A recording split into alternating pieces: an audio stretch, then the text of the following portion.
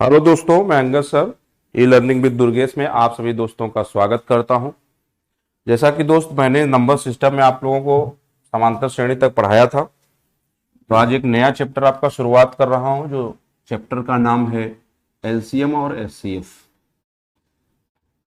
LCM and HCF, lowest common multiple, lowest common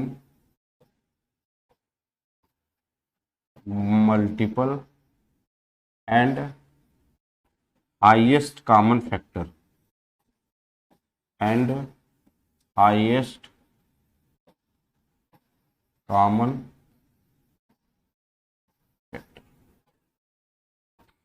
अब इसके बारे में थोड़ा हम समझेंगे, फिर इस पर चर्चा करेंगे। जैसे देखिए, लोवेस्ट यानी छोटी से छोटी संख्या, मल्टीपल गुणज में, कॉमन उभयनिष्ठ, ठीक, हाईएस्ट सबसे बड़ी संख्या, कॉमन उभयनिष्ठ हो, लेकिन कंडीशन फैक्टर में होना चाहिए। कंडीशन कहां होना चाहिए? फैक्टर में होना चाहिए। जैसे देखिए, मैं यदि बात एलसीएम की करूं तो मान लो 10, 12, 20 है, समझिएगा। अगर बात एलसीएम की करूं का ल सब पूछा जाए, ल से जहां पर आए तो मल्टीपल आना चाहिए, यानी ऐसी कोई संख्या यहां पर आए, ऐसी कोई संख्या यहां पर आएगी जो इन तीनों से कट जाए। जैसे 10 से भी कटने वाली हो, 12 से भी कटने वाली हो, और 20 से भी कटने वाली हो। सही बात है। लेकिन अगर मैं इसी बात को 10, 12 और 20 है ना, 20 का अगर हमें म से निकालना हो, क्या निकालना हो? का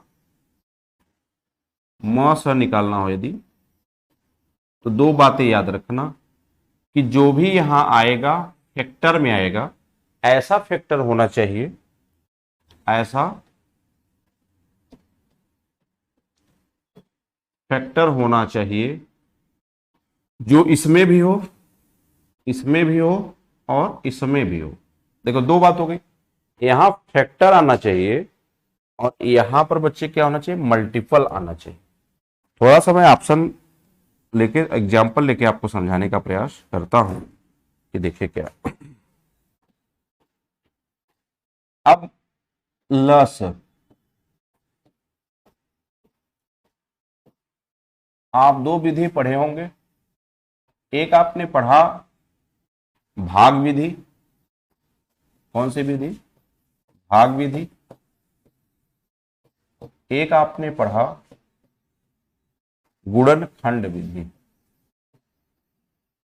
गुणनखंड, दो आपने पढ़ा। अब इस भाग विधि को बहुत लोग जानते हैं। जैसे मैं कह दे रहा हूं 10, 12, 20 का लस क्या होगा, आप ऐसे खींच देते थे, याद होगा।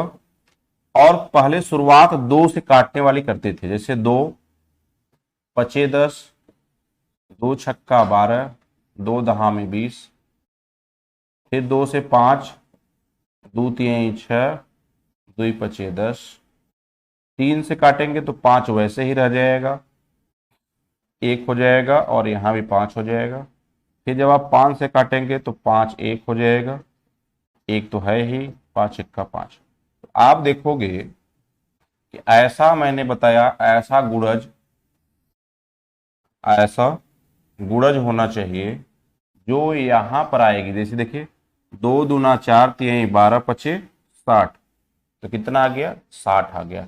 अब देखो, यह संख्या 10 से भी कट रहा है गुणज में, 12 से भी कट रहा है, और 20 से भी कट रहा है। तो समझ पाए कि एलसीएम का फायदा क्या हो गया? तो अभी बेसिक है, अभी इसको डायरेक्ट आपको मैं बताता हूं, समझिएगा। ठीक है। अब इस पे बात हम करेंगे गुणनखंड विधि का। अब गुणनखंड विधि देखिए क्या कहता है। गुणनखंड विधि ये आपसे कहता है भाई कि 10 का पहले गुणनखंड करो, तो मैंने कहा 2 × 5। फिर मैंने कहा 12 का देखो, तो 12 में 2 दूना 4 तिहाई 12। ये बहुत काम का चीज है, इसको अभी दिमाग में रखिएगा। 20 में देखिए 2 दूना 4 पचे 20। अब मैक्सिमम बार 2 कहां आया है? अब मैक्सिमम बार जो जो संख्या आई है, जो नहीं आई वो भी ले लेता है, मतलब जो इसमें है वो भी ले लेंगे, जो मैक्सिमम बार न आई हो उसे भी ले लेंगे। जैसे देखो यहाँ 2 एक बार है, यहाँ 2 2 बार है, यहाँ भी 2 बार है, तो मैक्सिमम बार 2 कितनी बार आया? 2 बार।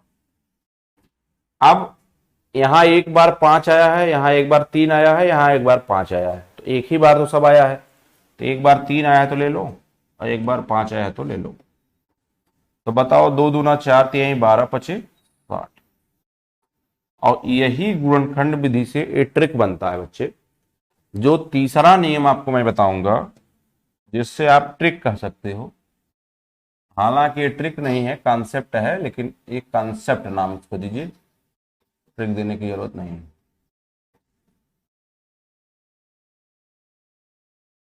ये तो इस टाइप से सेटिंग इसकी करते हैं। अब देखिएगा, समझिएगा मेरी बात को, मैं बताता हूं आपसे। जैसे मान लीजिए इसको हटाता हूं,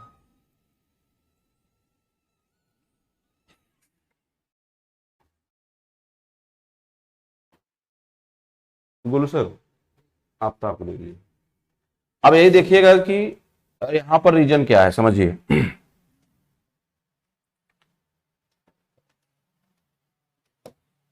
अब जैसे मान लीजिए 10 मैं ले लिया, 10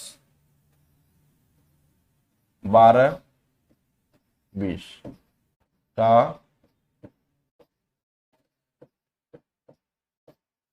प्लस मान लीजिए, तो समझिए मैंने यहां पर मान लिया 10 12 और 20, तो एलसीएम क्या मान लेंगे? एलसीएम आप मान लेंगे 2020। मान लिया। दो बात दिमाग में रखना है आपको, जो संख्या इसे इसको काट दे, जैसे 10 काट रहे तो 10 हटा दो, ये माइंड से हटा दो, क्योंकि 10 से जो 20 है वो तो कट रहा है ना, तो इस 20 को बच्चे क्या करो, हटा दो आराम से। सॉरी, 10 को हटा दो, क्योंकि 10 से 20 कट रहा है। अब बचा 12, तो 12 में अगर माइंड में हो तो दिमाग में रखना कि 2 दूना 4 तिहाई 12 होता है, ध्यान देना।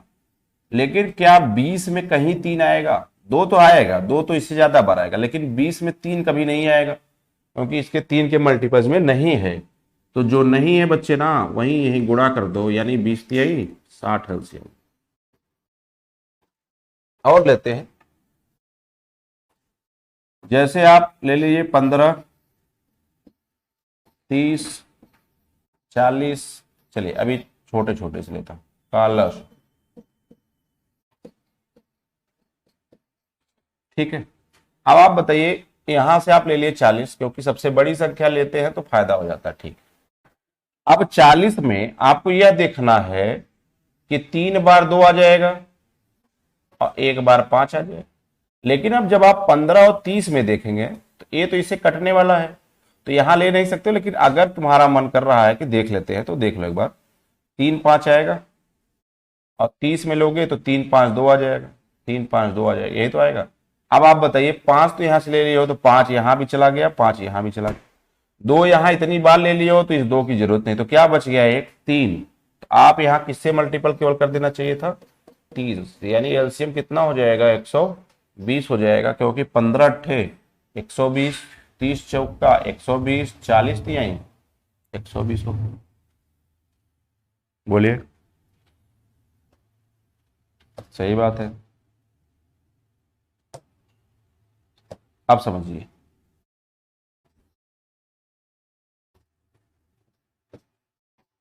42 14 4 का, ये उलट दिया मैंने, इसे घबराइएगा मत, लश होगा। अब इसमें भी आपको देखना है, एक सबसे बड़ा क्या है 42, आप मानेंगे 42। अब 2 सते 14 त्रिक 42 होता है, ध्यान देना, 2 तिहाई 6 सते 42 होता है। इसमें 7 और 2 होता है, ये अपने माइंड में आपको रखना है, 7 और 2 होता है। यहां पर 2 2 होता है। तो आप हमको बताओ, 1 2 तो हर जगह गया, 7 तो आ ही गया था, 3 तो इसमें था ही, तो बचा क्या 2। तो यहां केवल किससे मल्टीपल करना चाहिए, 2 से।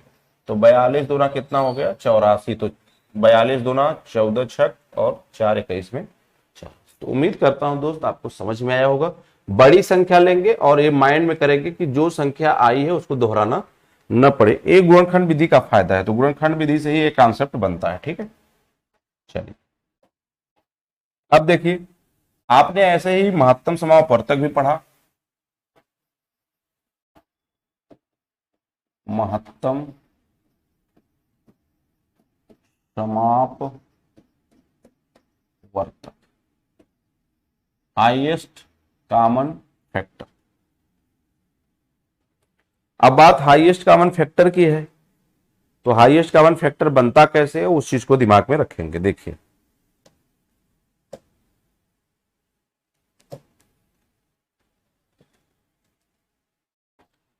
जैसे मैंने 2 विधियां इसके लिए बताया, एक भाग विधि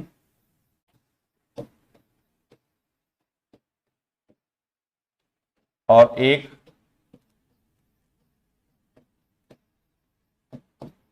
गुणनखंड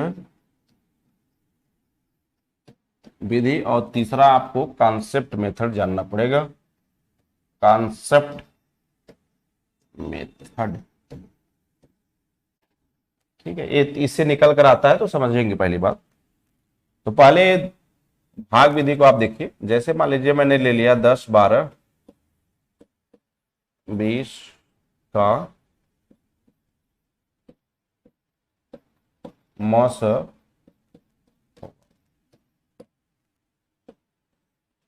समझिए 10 12 20 का मस होगा।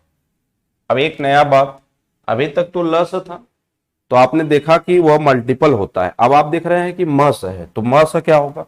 तो पहले भाग विधि, भाग देने वाला नियम समझो, 10 का भाग 12 में, छोटे का बड़ा में देंगे, तो 10 1 का 10, 2 आया, 2 से 10 काट, फिर यहां जब तक भाग देंगे कट ना जाए, तो 2 पचे 10, तो यहां से लस कितना आया 2। अब 2 का भाग आगे वाले में देंगे, 2 का भाग आगे वाले में देंगे, अब देख लेंगे कि 2 से कट रहा है। अब भाई यहां निकाल लिए 2, तब 2 से चेक कर लो ना, ककरे आगे दोगे, 2 पचे 10, 2 छक्का 12, 2 दहा में 20 हो गया। यानी आगे भाग देने की जरूरत नहीं है, हमारा मस कितना आएगा 2 आएगा। भाई कट रहा है तो क्यों बढ़ाएं, अगर बढ़ाना चाहते हो तो भाग दे के देख लो, 12 का 20 में देख लो, या 2 का 12 में देख लो, कट जाएगा। 2 का जब 12 में देखोगे तो 2 छक्का 12 कट गया, तो 2 आया ना। फिर आप देखो 20 में देख लो, 2 का भाग 20 में देख लो, तो 2 दहा में 20, 2 1 का 2 0 कट गया। तो अगर यहाँ पे जिस भाग से कटता चला जा रहा है तो वह एचसीएफ हो जाएगा, इसका क्या 2 हो जाएगा। सिंपल सी बात हो गई, एचसीएफ कितना हो जाएगा। ये तो बेसिक सी बातें हैं भाग विधि में। भाग विधि इसलिए पढ़ा रहा हूं कि भाग विधि की बहुत जरूरत है अभी आगे अच्छे सवालों में। ठीक है, अब देखिए गुणनखंड विधि, मान लीजिए मुझे 10 12 15 20 का मसा निकालना है। आप देखिए 10 का गुणनखंड, एक गुणनखंड विधि हम यूज करेंगे। कौन सी विधि, गुणनखंड विधि। तो देखिए 10 का क्या करेंगे, 2 पचे 10, 12 का क्या करेंगे, 2 दूना 4 तिहाई 12 करेंगे, 15 का क्या करेंगे, तो 3 गुणा 5 करेंगे, 20 का क्या करेंगे, तो 2 दूना 4 पचे 20 करेंगे। यही है। आप देखिए फैक्टर होता है, मैंने बताया था ये, और फैक्टर के साथ कॉमन होना चाहिए, उभयनिष्ठ होना चाहिए और हाईएस्ट होना चाहिए। अब आप हमको बताओ, क्या पहले कंडीशन देखो फैक्टर है, फैक्टर सबका किया गया है। अब क्या कॉमन है, हाईएस्ट तो सभी है जो उसको मानो इसमें सब, तो क्या कॉमन है, कॉमन दिखाओ तो यहां दो है, यहां दो है, यहां दो है, यहां दो है, लेकिन यहां दो नहीं है, तो दो तो खत्म हो गया, हटाओ। यहां पांच है, यहां तीन है, यहां पांच है, यहां कुछ नहीं, तो यानी ये सब चीजें कहीं बिलोंग नहीं की।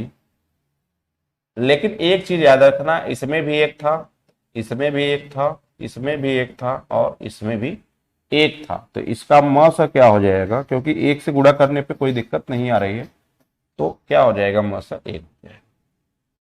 अब इस बात को समझने का प्रयास आप करिए,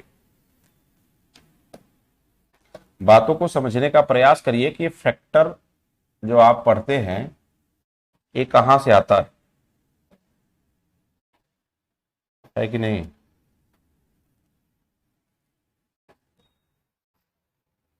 चलिए देखिए समझिए,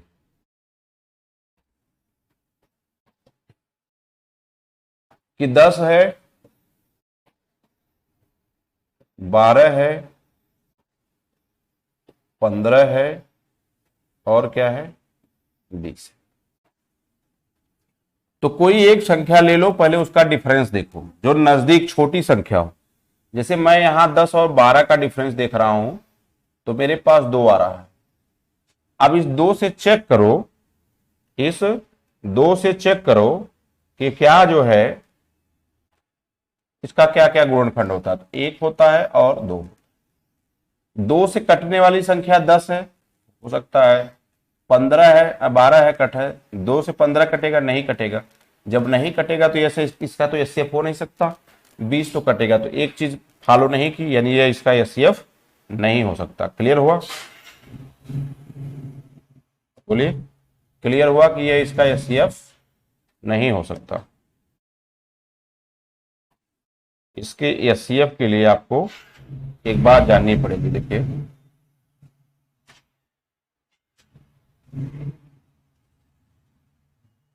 देखिए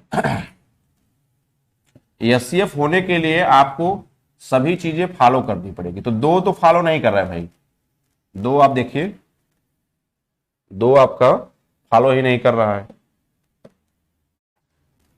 आप समझिए, जब 2 फॉलो नहीं कर रहा है, एक संख्या एक है, क्या है, एक है। एक से आप देखो, 1 से 10 में भाग दोगे कट जाएगा, 1 से 12 में भाग दोगे कट जाएगा, 1 से 15 में भाग दोगे कट जाएगा और 1 से 20 में भी भाग दोगे कट जाएगा। यानी इसका सही से इस्तेमाल 1 होगा और 1 इसका मौसम। अगर जिन लोगों को नहीं समझ में आया, अभी मैं उन्हें समझाने का प्रयास फिर से करता हूं। देखिए, दूसरे सवाल पे लेते हैं। चलिए, जैसे 20, 25, 30, 35 का मस होगा, ठीक है। 20, 25, 35 का मस होगा। अब देखिए, जब आप 20 लिखें, जब आप 25 लिखें, जब आप 30 लिखें, जब आप 35 लिखें, तो सबसे नजदीक का डिफरेंस देख लो। तो नजदीक का डिफरेंस तो आपको दिख ही रहा होगा, कहीं हर जगह सेम ही है। तो यहां से यहां का डिफरेंस कितना हुआ, 5 का। तो 5 से कटने वाला 20 है, यस। 5 से 25 कटेगा, यस। 5 से 30 कटेगा, हाँ। 5 से 35 कटेगा, हाँ। यानी इसका एचसीएफ क्या हो जाएगा मेरे भाई, एचसीएफ हो जाएगा 5। बोलो, यानी डिफरेंस देखो, क्या करो, डिफरेंस देख लो। क्या देखना है भाई, पहला बात, पहली बात आपको डिफरेंस देखना है, ठीक। फिर डिफरेंस के बाद मान लो 5 आ गया, मान लो 4 आ गया, मान लो 3 आ गया, तो देखना है इसके किस फैक्टर से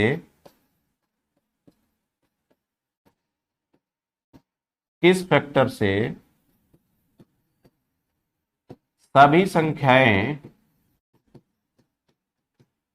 पूर्णतः कट जाती हैं। ये आपके बेसिक के लिए मैंने लिखा दिया। थोड़ा सा और देखते हैं एक सवाल, ज्यादा अच्छा समझ में आएगा। जैसे मान लो 40, 78, 80, कुछ भी ले लेता हूं, 83, ठीक है। चलो ए लेता हूं, का निकालना है का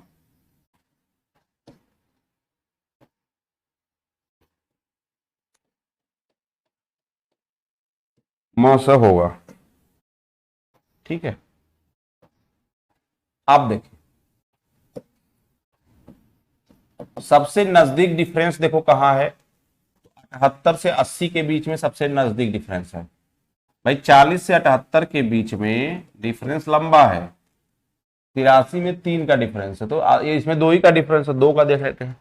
तो 2 हो गया, तो देखो 2 से कटने वाली संख्या देखो, 40 से कट गया, 78 कट गया, 80 कट गया, 83 नहीं कटा भाई। 2 से 83 तो नहीं कटेगा।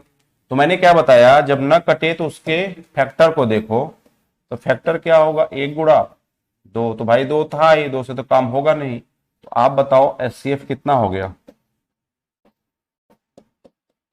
एचसीएफ कितना हो गया, 1 हुआ कि नहीं, बताइए। एचसीएफ 1 हुआ कि नहीं हो गया, क्लियर हो गई। आसान सी बात है, आपको समझ में आ गया होगा कि आसान चीजें हैं।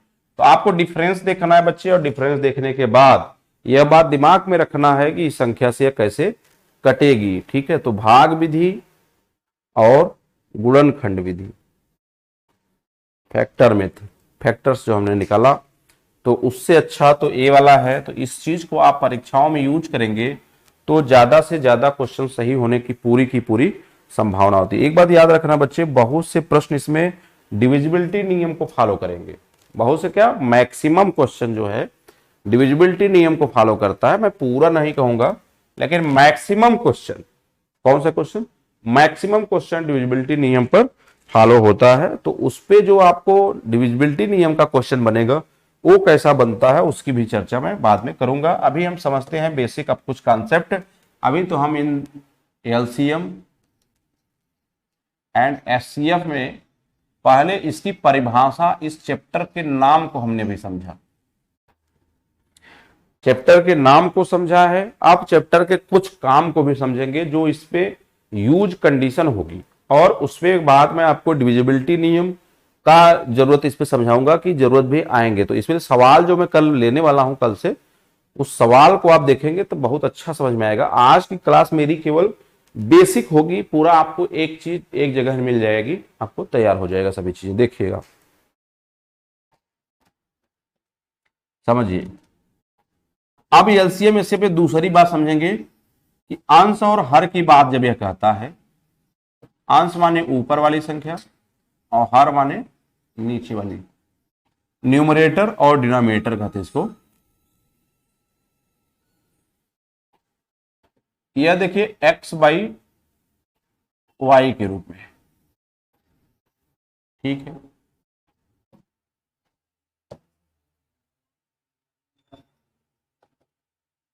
आप देखिए क्या है, एक्स बाई वाई के रूप में है। अब ऊपर वाले का अगर लस आपसे पूछता है, का अगर लस पूछता है, ऊपर वाले का लस और नीचे वाले का मस निकालेंगे। और अगर यही बात आपसे अंश और हर के रूप में, अंश और हर के रूप में का आपसे म से पूछता है, तो ऊपर वाले का म से और नीचे वाले का ल से निकालेंगे, ठीक है। समझिए बात।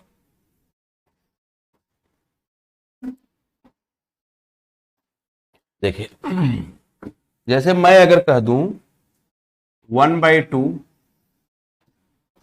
2/3, 3/7, का लस होगा। हाँ, लस। तो क्या सोचने की जरूरत है, समझिए। ये ऊपर वाले का, इस ऊपर वाले का क्या निकालेंगे, लस, और इस नीचे वाले का क्या निकालेंगे, मस। क्योंकि सवाल में हमसे क्या पूछा है, लस पूछा। सवाल में हमसे क्या पूछा है, लस। तो जो पूछे वह ऊपर वाला निकालेंगे, जो नहीं पूछता वह नीचे वाला निकालेंगे। तो 1, 2 और 3 का लस है, तो तीनों संख्या अलग अलग है, 3 दूना 6 हो जाएगा भाई, 3 दूना 6 ले लेना। और नीचे क्या हो जाएगा, तो आपको पता है इन दोनों का डिफरेंस देख लो, तो 2 और 3 का डिफरेंस ही 1 है, यानी 1 से आगे संख्या कटेगी। 1 तो किसी से कटेगा नहीं, तो उत्तर क्या आ गया बच्चे, 6 आ गया। तो इस सवाल का आंसर क्या हो गया, 6। सवाल का क्या आंसर हो गया, 6 हो गया। ठीक है, चलिए देखिए, अब इसी बात को मैं मास में कन्वर्ट करता हूं। इसी बात, पूरा उठ गया, चलिए। जैसे मैंने कहा 1/2, 3/4, 7/6/7 का, मान लो आपसे मास पूछ दे, ऊपर वाले का मास, तो ऊपर 1 है ही, और 1 का डिफरेंस देखेंगे 2, 2 से भी नहीं कटेगा तो 1 हो जाएगा, तो ऊपर 1 हो गया भाई। ऊपर वाले का मास निकालते हो ना, ऊपर वाले का क्या निकालोगे बच्चे, मास, और नीचे वाले का क्या निकालोगे, लस, यही तो निकालोगे। ऊपर वाले का मास 1 हो गया, नीचे वाले का लस है, देखो अब लस हमें दिमाग में रखो, ये तो गया भाई, इससे तो ये कट ही जाएगा, ये गया, तो 4 हो गया, तो 4×7 = 28, 4×7 = 28। तो उत्तर क्या हो गया, 1/28। उम्मीद करता हूं दोस्त कि लसम मसम में ऐसे भी सवाल आपको आते हैं परीक्षाओं में, जो आपको समझने अति आवश्यक है, तो आपने समझ पाया होगा। तो ऊपर वाले अगर लसम मस x/y के रूप में, एक बार मैं फिर से डोनोट कर देता हूं, x/y के रूप में है। यदि आपसे पूछा है लस, क्या पूछा है, लस, तो ऊपर वाले का लस और नीचे वाले का म से निकालो। अगर यही बात आपसे म से पूछा है, x/y का म से, तो ऊपर वाले का म से और नीचे वाले का लस हो जाए। बात समझ में आ गई, ये बेसिक सी बात हो गई। तो अब इससे दिमाग में रहेगा आप लोगों के लिए कि भाई अगर ल से पूछा जाता है तो ल से निकालेंगे, और अगर आपसे म से पूछा जाता है तो, क्लियर होगी। चल, अब समझेंगे कि अगर ल से म से इस टाइप से प्रश्न पूछ दे। देखिए अभी भाई पूरे बेसिक कॉन्सेप्ट को मैं ले रहा हूं, तो इसलिए परेशान मत होना। ऐसे भी सवाल कभी वह पूछ देता है, 2 की घात 2 गुणा 3 की घात 3 गुणा 5 की घात 7, ये हो गया। क्यू बराबर 2 की घात 3 गुणा 3 की घात 5 गुणा 5 गुणा 7। आर बराबर आपसे कह दे 2 की घात 3 गुणा 3 की घात 4 गुणा 5 की घात 2 गुणा 7 गुणा 11, ये हो गया। तो पहले का लस, पहले इसका क्या निकालेंगे, लस। तो आपको पता है लस सबको ले लिया जाता है, रीजन ये है कि जो बड़ा है उसको लेते हैं पहले। तो देखो 2 में सबसे बड़ी घात किसकी है, 2 घात 3 की है, हालांकि 2 जगह है तो बराबर है, तो 2 घात 3 ले लिया मैंने, ये ले लिया, गुणा किया। 3 में जब मैंने देखा तो 3 की सबसे बड़ी घात कौन सी है, 5 है, तो 3 की सबसे बड़ी घात क्या ले लोगे, 5। 5 में देखोगे तो 5 की सबसे बड़ी घात, तो 5 की सबसे बड़ी घात 5 घाते 7 है, तो 5 की घात क्या हो गई, 7 हो गई, गुणा हो गया। आप देखो 7 बचा और 11, तो जो बच गया उसको भी ले लोगे, 7 गुणा 11। यह तुम्हारा क्या हो गया, लस। ये तुम्हारा क्या हो गया, लस। सिंपल हो गया। अब इसका हम देखेंगे मस। देख, ये नीचे मैं लिख रहा हूं, समझिएगा।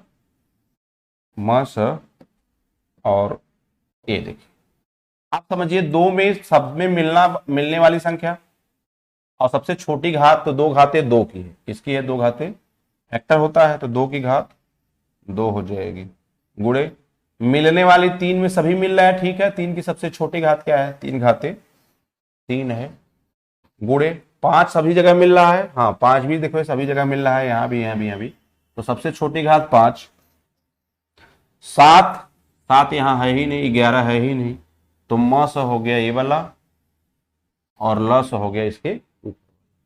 तो ये देखिए आपका लस हो गया बच्चे, और ये हो गया आपका मस। तो अगर ऐसे भी सवाल कल की परीक्षा में पूछे जाएं तो आपको ये भी दिमाग में रखने हैं कि कैसे। आप देखो कभी कभी ऐसे भी प्रश्न पूछे गए, मैं अभी आपको बता देता हूं,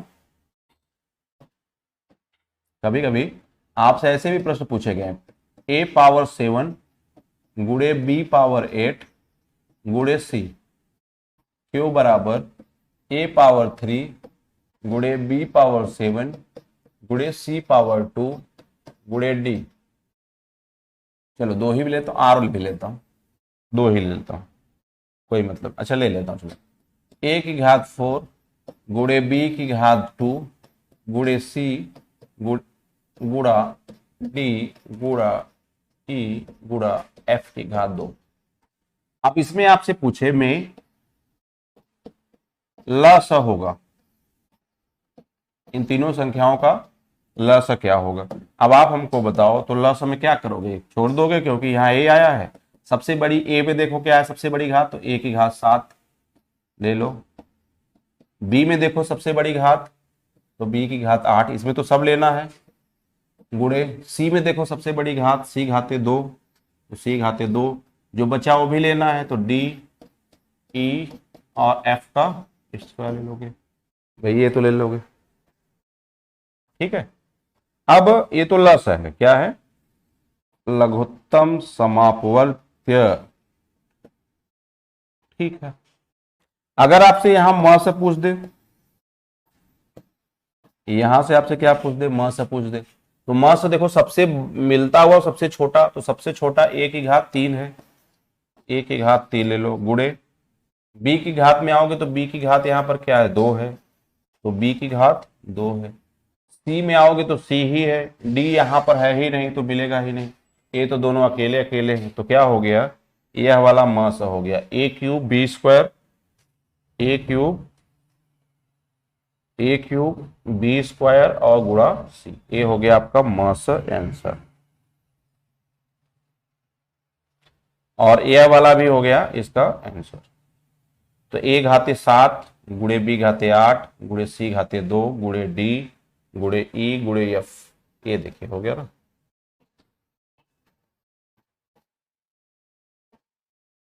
ये सब चीजें आपको दिमाग में रखनी, ठीक है, समझ में आ गया। देखिए तीसरी बात समझेंगे, तीसरी मुख्य बात समझेंगे कि अगर कहीं प्रथम पद दिया गया हो, प्रथम पद गुणे द्वितीय पद बराबर लस गुणा मस, यहां से हम जोड़ों की संख्या भी निकालते हैं, जोड़ पेयर वाले क्वेश्चंस, कौन से क्वेश्चन यहां से निकालते हैं, पेयर वाले क्वेश्चंस, पेयर वाले जोड़े वाले, जो जोड़ा बनाने वाले क्वेश्चन के थ्रू मैं उसको भी समझाऊंगा आपको।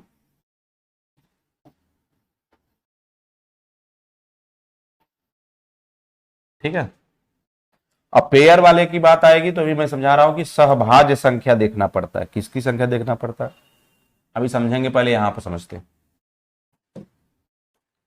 प्रथम पद यानी पहला व्यंजक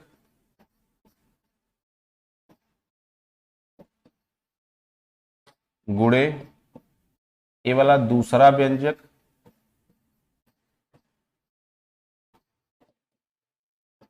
बराबर लस गुणा।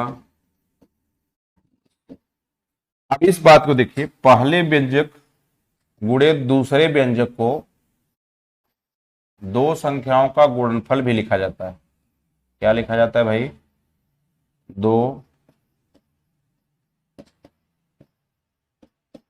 संख्याओं का गुणनफल बराबर भी लस गुणा। दो संख्याओं का गुणनफल बराबर भी ल स गुणे म स होता है। ठीक है। अब भाई कभी कभी दे दिया जाता है दो संख्याओं का गुणनफल 1000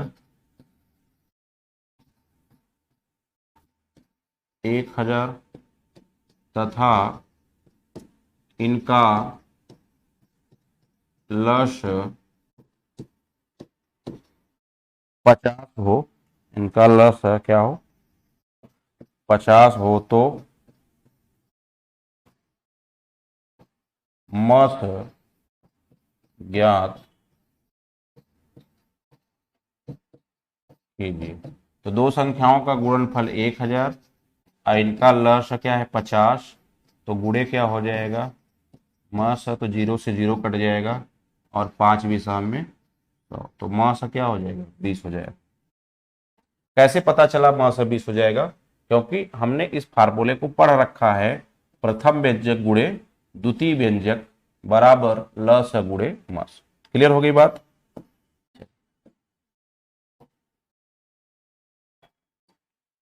ये भी इस पे क्वेश्चन मैंने करा दिया। अभी तो इस पे बड़े अच्छे अच्छे क्वेश्चन आते हैं कि दो संख्याओं का योगफल 680 है, यानी ल स म स का योगफल 680 है। अगर उसमें पहला दूसरे से 4 गुना हो या 3 गुना हो और पहली संख्या 56 हो तो दूसरी संख्या निकालो।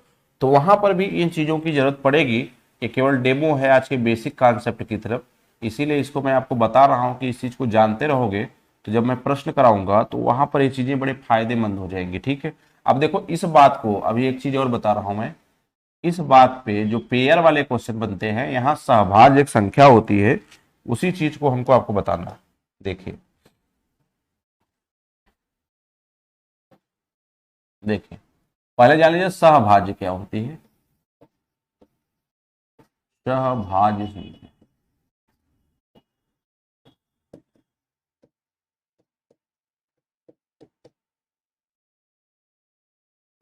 सहभाज्य संख्याएं क्या होती हैं, इसको पहले आपको समझना पड़ेगा। ऐसी संख्याएं जिसका मस, जिसका क्या हो? मस 1 हो। जिसकी जैसे 12 और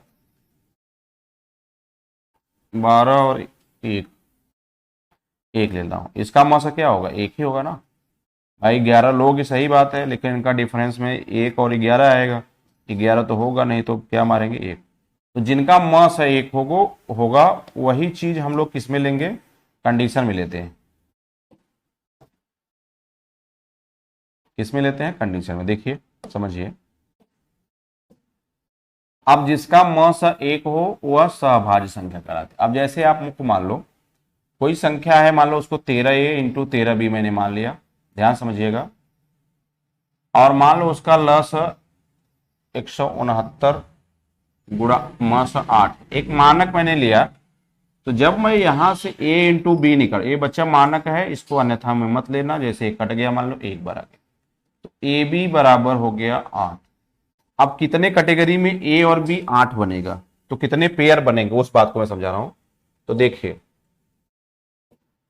मैंने कहा कि ए बी में पहले 8 बनाने के लिए एक तो चाहिए, 1 गुणे 8 चाहिए कि नहीं चाहिए? फिर 2 गुणा 4 चाहिए, 3 4 5 6 7 8, और तो कहीं बनेगा नहीं। तो आप बताओ क्या इसका महस 1 होगा? नहीं होगा। लेकिन इसका महस 1 होगा तो आप कहेंगे कितने जोड़ी बन गए? 1 पेयर बन गया, 1 और 8। कितने जोड़े, एक पेयर। इसको दिमाग में आपको बच्चे रखना है। ये बहुत इंपॉर्टेंट टॉपिक यहां से भी बन पाता है कि अगर कभी ऐसे भी सवाल दिए जाएंगे आपको ऐसे ही करना पड़ेगा, बहुत ही आसान होते हैं और पेयर बनाना हर बात होता है। मान लो अगर यहाँ 8 ना होकर 9 होता है, एक बार समझिए 13A गुणा 13B बराबर 169 प्लस गुणा 9 होता बच्चे, एक बार मान लेते हैं तो 13 से 13 क्या होगा, ये तो कट जाएगा 169 बार। यहां पर बात क्या हो जाएगी, A गुणा B बराबर 9 हो जाएगा। A गुणा B बराबर क्या हो जाएगा, A गुणा B बराबर 9 हो जाएगा, समझिए। अब A गुणा B जब 9 हो गया तो आपको यहां क्या निकालना पड़ेगा, एक तो निकालना पड़ेगा 1 गुणा 9, भाई सही है। दूसरा निकालना पड़ेगा 2 गुणा 2, नहीं 3 गुणा 3, 9 हो गया। फिर कटेगा नहीं कटेगा, तो बताओ इसका तो ये मस है, एक होगा नहीं क्योंकि 3 3 का मस है 3, लेकिन इसका मस क्या होगा 9 हो जाएगा और एक जोड़ा बन जाएगा। एक पेयर हो गया कि नहीं, एक पेयर हो गए। तो कितने पेयर बनते हैं, कितने जोड़े बनते हैं, ऐसे सवाल में पूछे जाते हैं। थोड़ा सा और इसको 9 न लेके मैं कुछ और लेता हूं, 12 लेता हूं समझाने के लिए। क्या लेता हूं, आप बताओ A गुणा B बराबर, यानी यहां पे बनाना है तो 12 है ना, तो 3 गुणा 4 बनाएंगे पहले, तो 2 1 गुणा 12 बनाओगे, दूसरा 2 गुणा 6 बनाओगे, तीसरा 3 गुणा 4 बनाओगे, चौथा 4 गुणा 3 हो जाएगा, 6 गुणा 2, बस वही हो गया ना। अब देखिए, अब समझिए, अब इस कंडीशन समझिए, 1 गुणा 2 1 गुणा 12, यहां से निकल कर क्या आएगा, मस एक आएगा, तो एक पेयर हो गया क्योंकि इसका मस कितना होगा, एक होगा, मस कितना होगा, एक होगा। 2 गुणे 6, यहां तो घटाओगे तो कितना आएगा 4, और 4 जो है 2 से कट जाएगा, यानी ये 2 हो जाएगा, हटा दो, यहां डिफरेंस 1 हो जाएगा, तो कितने जोड़े बन गए, 2 पेयर। एक पेयर यह, एक पेयर यह, तो कुल कितने पेयर हो गए, 2 पेयर हो गए। आप 2 पेयर को, अब संख्या भी कभी कभी पूछी जाती है, संख्या क्या होगी, तो देखो 2 पेयर में आपको बना 2 सॉरी 1 और 12, 1 और 12 और दूसरा बन गया 3 और 4। तो कभी कभी आपसे संख्या भी पूछी जाती है जब एक रहता है, तो 13 गुणे A 13 और 13 गुणे 12 B हो जाएगा। या कभी कभी इधर से ऑप्शन दे देता है 13 गुणे 3 13 3 39 और 13 चौका 52। या तो ये दो संख्याएं आपसे पूछ दे, या तो ये दो संख्याएं 13 1 का 13 13 12 में, ऐसे संख्याएं आपसे पूछा जा सकता है। तो इस चीज को दिमाग में रखना बच्चे, बहुत ही इंपॉर्टेंट टॉपिक है। मैं कल जब इस पे सवाल कराऊंगा तो आपको पूरी चीजें बहुत ही अच्छे से समझ में आएंगी। तो देखिए मैंने क्या क्या आपको बता दिया। पहला बात बताया आपको एलसीएम एचसीएफ कैसे फाइंड करोगे, एलसीएम एंड एचसीएफ। अच्छा एचसीएफ का एक और नाम बच्चा कई बार आता है, उसको भी याद रखना, जीसीडी ग्रेटेस्ट कॉमन डिवीजर, कहीं कहीं आ गया है तो उससे परेशान होने की जरूरत नहीं है। दूसरी बात मैंने बताया एलसीएम क्या होता है, एचसीएफ क्या होता है, निकालने की विधियां आपको बताया, निकालने की विधियां मैंने बताया। तीसरी बात मैंने आपको बताया कि अगर x बाई वाई के रूप में हो, लस या म से पूछा गया हो, लस या म से पूछा गया हो, तब आप क्वेश्चन को कैसे निकालोगे। चौथी बात मैंने बताया कि अगर प्रथम पद गुणे द्वितीय बराबर एलसीएम गुणे एचसीएफ हो, तो सवाल जहां मैंने बताया था कि इन्हें दो संख्याओं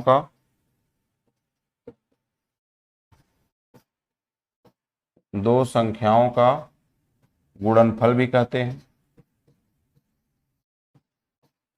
इन सब चीजों को मैंने आपसे बताया। पांचवी बात आपको मैंने बताया कि अगर पेयर वाले क्वेश्चन बनेंगे, पेयर वाले, तो यहां एक संख्या आती है सहभाज्य संख्या, चाहे जोड़ में आए चाहे गुणे में आए, सहभाज्य संख्या। सहभाज्य संख्या में जिसका मस क्या हो, 1 हो। अब कहीं कह दे कि 13A प्लस 13B का योगफल जो है 13 गुणे 5 है, तो 13 कॉमन हो जाएगा, तो 13 से 13 तो क्या हो जाएगा, कट जाएगा। A प्लस बी बनेगा कितने के बराबर, 5 के। तो 5 बनाने के लिए पहले 1 प्लस 4 चाहिए, फिर 2 प्लस 3 चाहिए, फिर 3 प्लस 2 चाहिए, तो 3 प्लस 2 तो वही है, 2 ही बनेगा। तो इसका भी मस है 1 और इसका भी मस है 1 हो जाएगा। तो कहेंगे कितने पेयर बन गए, 2 पेयर बन गए। कितने पेयर बन गए, तो योगफल हो या गुणनफल हो, पेयरों की संख्या आप निकाल सकते हो। ठीक है, तो पेयर बनाने वाला भी प्रश्न अगर आपसे मान लो इसमें आता है तो कोई दिक्कत नहीं। जैसे मान लो मैंने कहा कि 14A प्लस 14B बराबर 14 गुणे 6 है, या 28 30 भी कुछ भी, तो कॉमन लेके इसको तो हटा दोगे। तो आप बताओ, तो A प्लस बी बराबर क्या मिलेगा, 6 बचेगा। A प्लस बी 6 मिलने का मतलब एक संख्या 1 प्लस 5 होगी, एक संख्या 1 प्लस 5 होगी, दूसरा 2 प्लस 4 होगी, तीसरा 3 प्लस 3 होगी, चौथा 4 प्लस 2 वही दोहरा देगी। तो बताओ यहाँ का मस 1, यहाँ का मस है ही नहीं, यहाँ का मस 3 हो जाएगा, हटाओ यहाँ 2 हो जाएगा। तो आप बताएं कितने जोड़े बनेंगे, 1 जोड़े बनेंगे। और 1 जोड़े बनेंगे कौन कौन संख्या, तो आप कहेंगे सर 1 जोड़े बनने का मतलब 1 और 5 बनेगा, 1 और 5 बनेगा। लेकिन अगर आपसे यही प्रश्न पे पूछ दे कि संख्याएं कितनी, कौन संख्या होगी, कौन सी संख्या होगी, तो संख्या कौन सी हो गई, 14 गुणा 1, 14 गुणा 1, और दूसरा हो गया 14 गुणा 5। तो एक हो गई 14 1 का 14, और दूसरा हो गया 14 पचे 70। ये आपके सवाल का। चलिए ठीक है, तो आज की सभा जो है इन्हीं बातों पे समाप्त करता हूं।